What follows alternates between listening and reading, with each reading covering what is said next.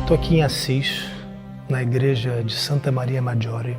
Primeiro é muito emocionante, é um santo do nosso tempo, que fala a nossa linguagem, que dizia a Eucaristia é o caminho que leva a Deus, que dizia também que todos nascemos originais, mas que muitos morrem fotocópias, que é o que vem acontecendo com muita gente que tenta ser outras pessoas na internet e se esquece de olhar para dentro. Carlo olhou para dentro dele mesmo, fez da pequena vida dele o que ele entendia que deveria ser. Um veículo, ele foi um mensageiro. O menino Carlo parecia saber o caminho que levava à vida eterna. Carlo era filho de italianos, mas nasceu em Londres, a família estava vivendo lá. E ele foi um menino como os outros, tocando sua guitarra invisível, sendo gamer e programando no computador, vibrando com o futebol, torcendo pelo Milan, filmando o tempo todo com sua câmera, fazendo boneco de neve com o pai. Nossa meta deve ser o infinito, não o finito, ele dizia. O infinito é o nosso lugar. Desde a comunhão aos 7 anos, o Carlo queria viver a vida do jeito que ele entendia como sendo uma vida santa. Uma vida pura que ele queria que fosse dedicada à religião católica e em especial aos sacramentos, a missa, a comunhão e a confissão, entendidos como um caminho para a reconciliação com Deus e com a Igreja. É interessante pensar que não existe nenhum registro de que Carlo tenha desejado ser padre e se dedicar realmente a uma vida religiosa. Ele fez a religião à própria maneira e a própria maneira foi um pregador. Ele viveu em tempos turbulentos e muito violentos. Foi incompreendido, perseguido, traído, mas sua mensagem atravessou os séculos e transformou o mundo. A vida de Jesus Cristo é uma história de coragem, amor e fé que inspira até hoje. No curso Jesus, a Luz da História, eu levo você por um aprendizado detalhado e acessível da trajetória de Jesus, desde o nascimento até os últimos dias, para que você possa descobrir muito mais sobre o homem por trás dessa fé que mudou a história humana. É só apontar a câmera. Nasceu em Londres em 3 de maio de 1991, mas como os pais dele eram italianos, eles logo se mudaram para Milão. Foi lá que o menino cresceu, foi à escola e depois criou um site que documentava milagres. Pois é, antes de fazer milagres, Carlo queria conhecê-los e divulgá-los como uma forma de trazer outras pessoas para o que ele entendia como sendo o caminho da santidade. Não no sentido da canonização, mas no sentido mais simples mesmo, de levar uma vida dedicada à justiça, à verdade e ao amor pelas outras pessoas, que era, afinal, o centro da pregação de Jesus. O Carlo morreu aos 15 anos de uma leucemia fulminante, foi muito rápido. E é curioso que ele morreu no dia 12 de outubro de 2006, justamente o dia de Nossa Senhora Aparecida, que estaria associada ao primeiro milagre atribuído à intercessão de Carlo Acutis. De acordo com o processo no Vaticano, o milagre aconteceu em Campo Grande, no Mato Grosso do Sul, em 2013. Envolveu a cura milagrosa de um menino de 4 anos chamado Mateus, que sofria de uma rara anomalia congênita, conhecida como pâncreas anular. Isso causava em Mateus dificuldades grandes para a digestão e vômitos também, colocando a saúde dele em risco. A família do menino era católica, já conhecia a história do Carlo Acutis e decidiu rezar pedindo sua intercessão. Os pais e o menino participaram de uma celebração na paróquia São Sebastião, levando um relicário com um pedaço da roupa de Carlo. Depois da oração e do pedido fervoroso por cura, Mateus foi levado ao hospital para fazer exames. Conta-se que, para surpresa dos médicos, ele estava completamente curado, sem qualquer necessidade de cirurgia ou tratamento. O caso foi analisado por especialistas médicos e teólogos do Vaticano que não encontraram nenhuma explicação científica para aquela cura. Carlo Acutis foi beatificado em fevereiro de 2020, depois que o Papa Francisco reconheceu aquele milagre. Ieri ad Assisi, stato beatificato Carlo Acutis. La sua testimonianza indica ai giovani di oggi che la vera felicità si trova mettendo Dio al primo posto e servendolo nei fratelli, specialmente gli ultimi. Por causa de uma devoção muito grande por São Francisco, por uma relação muito forte com os animais, com a caridade, com tudo, o que sempre aproximou Carlo Acutis do grande São Francisco, o corpo dele foi trazido aqui para o Santuário de Assis, na Itália. A gente vem até aqui e se pergunta se esse corpo realmente está incorrupto aqui, se essa é realmente a pele de São Carlo Acutis. Para responder essa pergunta, eu vou conversar com Dom Domênico, que é o bispo de Assis e que foi a pessoa encarregada da exumação do corpo. Porque ele tinha falado com a mãe, esta é a cidade que eu gosto mais, é por causa do São Francisco, naturalmente, a Santa Clara. E a mãe tinha perguntado, mas quando você vai morrer?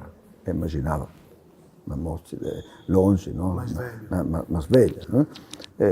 Onde você queria estar? Em Milão está bem? Não, queria estar em Assis. E a mãe se lembrou nisso e o colocou no cemitério de Assis. Depois de 3, 4 anos, quando eu fiz aqui a ereção formal jurídica do santuário, o Carlo foi declarado venerável. E do cemitério tinha que tirar e colocar. Onde vou colocar? A Providência já me tinha dado o sinal. No santuário de despojamento, que era o santuário também do Francisco Jovem.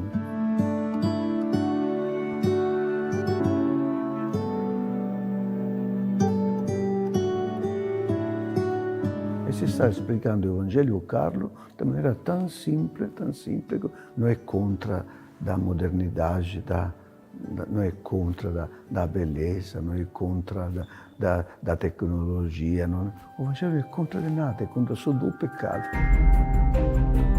Eu queria muito entender, afinal, se esse corpo perfeito que a gente vê está incorrupto, como muita gente disse, ou se ele foi preservado, como aconteceu, por exemplo, aos corpos de Santa Catarina Labouré, em Paris, e Bernadette Soubirous, a vidente de Lourdes. O bispo Sorrentino é a pessoa certa para responder. Você já se perguntou como foi cada momento da vida de Maria? Bom, agora você pode mergulhar numa jornada de fé, história e tradição junto comigo. Subir todos os degraus que nos levam a conhecer melhor a Mãe de Jesus Cristo. No curso Maria, a história da Mãe de Jesus, a gente vai explorar os mistérios da vida de Nossa Senhora, sua coragem, o sim que ela disse, sua devoção e seu papel fundamental para mudar a história da humanidade. É só apontar a câmera do celular para esse QR Code aqui na tela, ou então você vai direto no link que está aqui embaixo, na descrição do vídeo. Eu espero você na sala de aula. Também a morte não é a última palavra. A última palavra é a palavra do Senhor, a palavra da vida. É emocionante a presença que a gente sente, mesmo sabendo que essa não é a pele do Carlo, que o corpo dele foi reconstituído com cera. Primeiro, todas as relíquias dele, como a gente viu na conversa com Dom Domênico, todas as relíquias, o osso, os ossos, tudo que estava no caixão, quase tudo foi trazido para cá, exceto algumas pequenas relíquias que vêm sendo distribuídas pelo mundo. Mas essa é uma relíquia de primeiro grau de um santo, o santo mais jovem da Igreja Católica, o primeiro santo desse nosso milênio. Tão cheio de história. É interessante pensar que o próprio Carlo Acutis quis ser trazido para cá depois de morto, quis que seu corpo viesse para cá, sendo um lugar tão antigo e um santo tão jovem. A gente sabe que o motivo era a devoção a São Francisco. Essa cidade está totalmente conectada a São Francisco, o túmulo de São Francisco está aqui do lado. Mas não deixa de ser interessante, um santo tão moderno, santo da internet, como alguns dizem, está enterrado aqui, está, na verdade, não enterrado, né? Num túmulo aberto ao público, num lugar tão cheio de história. E agora eu cheguei aqui à cripta, que é também um outro capítulo dessa história que eu quero contar para você agora. O Carlo era devoto de Nossa Senhora Aparecida e morreu num dia 12 de outubro, que também foi o mês da morte de São Francisco, que foi o santo que inspirou o Carlo ao longo de toda a vida dele. E é interessante pensar, né, que os amigos e professores dele, da escola, diziam que ele costumava defender os mais fracos. Já de pequeno defendia os oprimidos, não gostava de injustiça. E em certo momento da vida o Carlo começou a pedir aos pais que levassem ele nos locais de peregrinação, como Assis, por exemplo, que foi uma visita muito marcante quando ele esteve aqui. O Carlo fez muitas outras viagens com os pais, ele foi a muitos outros lugares e ele sempre queria buscar o que ele dizia, né, que eram os lugares onde tinham acontecido milagres eucarísticos. Ele era muito interessado nos milagres relacionados à hóstia, que é, no catolicismo, entendida como a presença real do corpo de Jesus na missa, na hóstia. A hóstia sagrada é, dentro do catolicismo, a presença de Jesus. E o Carlo queria documentar esses milagres e usou os seus conhecimentos de internet, de redes sociais, de criação de site, né? Ele fez o site dele para divulgar não só essas viagens que ele fazia, mas o que ele ia descobrindo sobre os milagres eucarísticos. No site, o Carlo escreveu umas regras que ele considerava que eram fundamentais para uma pessoa que quisesse viver próxima da santidade. Algumas pessoas que conviveram com ele, algumas pessoas que já seguiam ele no seu tempo de vida, entenderam isso, né? Fizeram uma comparação com mandamentos ou regras que surgiram ao longo da história do cristianismo e também do judaísmo. É inevitável a gente pensar nos 10 mandamentos, mas é claro que não eram mandamentos, o Carlo não tinha essa pretensão, ele era um menino muito simples, inclusive, mas acho interessante a gente conhecer as regras de São Carlo Acutis. Estar sempre unido a Jesus, frequentar a missa e receber a Eucaristia diariamente, rezar o rosário todos os dias, confessar-se frequentemente, ser amigo dos anjos da guarda, praticar a caridade, evitar o pecado e lutar contra o mal, usar a tecnologia para a evangelização, buscar a santidade como prioridade e, por fim, ser original, não uma cópia. De todos, esse último é o que mais me faz refletir. O Carlo dizia que todos nós nascemos como originais, mas muitos morremos como fotocópias. Ele estava falando da falta de originalidade das pessoas que vivem buscando curtidas na internet, que vivem imitando o comportamento dos outros, querendo parecer o que não são. Era uma reflexão que ele fazia sobre esse tempo que a gente vive, que tem muita coisa boa, obviamente, mas que tem muitas coisas que a gente precisa parar para prestar atenção. Na visão do santo que a gente acabou de conhecer melhor, sermos originais era um sinal de que a gente entendia que Deus tinha um plano específico para cada um de nós. Não importa muito aqui se você acredita ou não nas mesmas coisas em que o Carlo acreditava, mas é difícil, né, não pensar na importância do que ele disse. Cada um de nós compõe a nossa própria história. Tem até uma música que falava disso. Cada um de nós escolhe o seu caminho. E o nosso caminho é só nosso, é uma coisa que a gente traz aqui dentro e a gente deve procurar o tempo todo.